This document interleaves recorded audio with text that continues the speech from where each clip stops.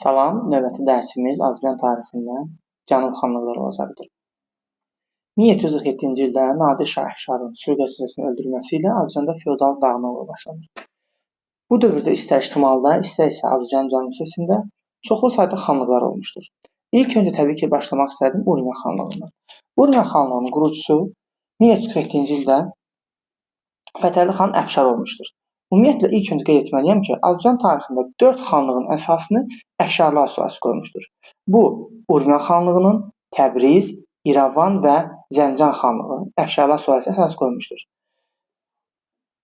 Urmiya xanlığının əsası Fətəli xan Əfşar tərəfindən qoyulduqdan sonra Fətəli xan Əfşar birləşdirmə siyasəti, yəni Azərbaycanı vahid adda birləşdirmək istəyir. Həmçinin onu da qeyd etmək istəyirəm ki, birləşdirmə siyasəti yürüdən 4 xanlığımız olmuşdur. Urmiya, Qarabağ, Şəki, Quba. Fətəli xan Əfşar ilk olaraq öz hərbi gücünü artırmaq üçün Xoy xanı Şahbaz xanla müttəfiq olmuş, həmçinin Nadir xanın sərkərdəsi Azad xanla da bir araya gələrək müttəfiqlik bağlamışdır. Qeyd etməliyəm ki, Urmiya xanlığının ilk mərkəzi Urmiya, daha sonraki mərkəzi isə Təbrizdir.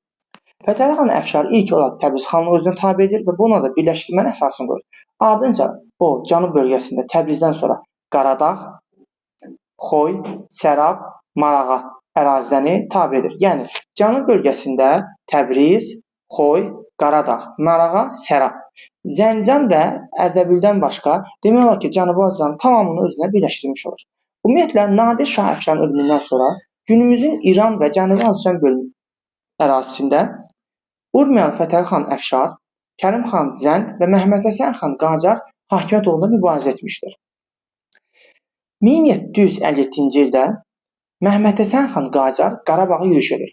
Məhəmməd Həsən xan Qacar Qarabağa yürüş edən zaman onun düşməni Kərim xan Zənd isə Məhəmməd Həsən xanın şəhəri olan Astrabada yürüş edir. Ona görə də Məhəmməd Həsən xan geri qayıtmaq məcburiyyətində qalır.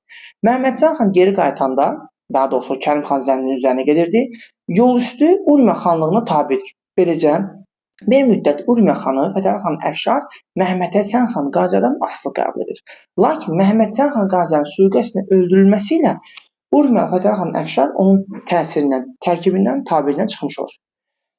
Ardınca 1759-cu ildə Urmiya xanı Fətəli xan Əfşar Azərbaycanın şimalına, Qarabağ xanlığına yürüş edir və bir neçə aylıq mühasirədən sonra Şuşanı o Qarabağ xanlığını tabe edə bilir. Beləcə Qarabağı da asılılıq vəziyyətə düşür Urmiyadan. Qarabağı tabe edəndən sonra Urmiyalı Fətəli xan Əfşar tez bir zamanda digər iki şimal xanlığımız olan İrəvanı və Şəki xanlığını tabe edir. Ümumilikdə götürdükdə Urmiyalı Fətəli xan Əfşar cənub xanlıqlarına Təbriz, Marağa, Sərab, Qaradağ xanlıqlarını, şimal xanlıqlarına isə Qarabağ, Şəki və İrəvan xanlıqlarını özünə tabe etmişdir. 1760-cı ildə Kərim xan Zənd Urmiyalı Fətəli xan Əfşarın üzərinə yürüşür Təbrizə. Lakin məğlub olub geri çəkilmə məcburiyyətində qalır. Lakin çox keçməmiş ki, 1761-ci ildə Kərim xan Zənd yenidən Fətəli xan Əfşarın üzərinə hücuma keçir. Burada 1761-ci ildə Qaraçəmən döyüşü olur. Zənd tayfaları ilə Əfşar tayfaları arasında. Bir tərəfdə Kərim xan Zənd, digər tərəfdə isə Urmiya xanlığı, Fətəli xan Əfşar. Lakin döyüşün gedişatında Fətəli xan Əfşarın yaxın dostu və müttəfiqi Xoylu Şahbaz xan ona xəyanət edir və Qaraçəmən döyüşünü Kərim xan Zənd qalib gəlir. Bundan sonra Kərim xan Zənd digər Azərbaycan xanlıqlarının Fətəli xan Əfşara qarşı olan düşmənçiliyindən istifadə edir məharətinə. O, bütün xanlıqlara məktub yazır və başda isə Qarabağ xanı Pənahəli xana və onlar bir ittifaq qururlar. Onun yardımına müttəfiqləri gəlir. İlk öncə 1762-ci ildə Kərim xan Zənd Marağa şəhərini, ardınca isə 1763-cü ildə isə Urmiya şəhərini bir neçə ayda mühasirədən sonra tutur və Urmiya xanı Fətəli xan Əfşarı öldürür. Və onun köməyinə gələn xanlıqlara isə o, qələbəni qeyd etmək üçün öz doğma şəhəri olan Şirazda qonaqlıq verməyi onlara təklif edir. Orada Şiraz qonaqlığı baş verir 1763-cü ildə. Burada maraqlı bir hadisə olur.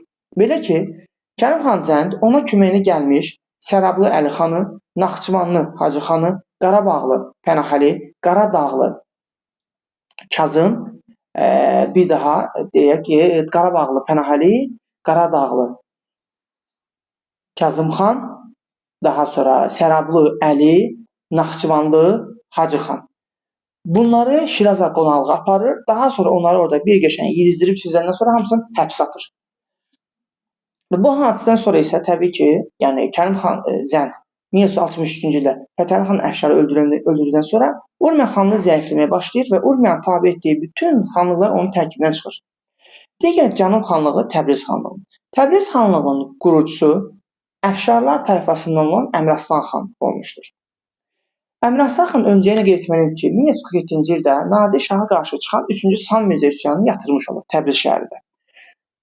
Nadir Şah Əfşar öləndən sonra onun qohumu olan Əmraslan xan müstəqil xanlıq qurur, Təbriz xanlığını. Təbriz xanlığı Əmraslan xan zamanında bir müddət müstəqil siyasət yürüdür. Əmraslan xan ilk öncə Ərdəbil və Qaradağ xanlığını özünə tabe edir. Lakin sonradan Təbriz xanlığı Urmiya xanlığının əsarətinə düşmüş olur. Bu da davam edir 1763-cü ilə qədər. Ardınca Qaradağ xanlığı. Qaradağ xanlığının əsasını Kazım xan qoymuşdur.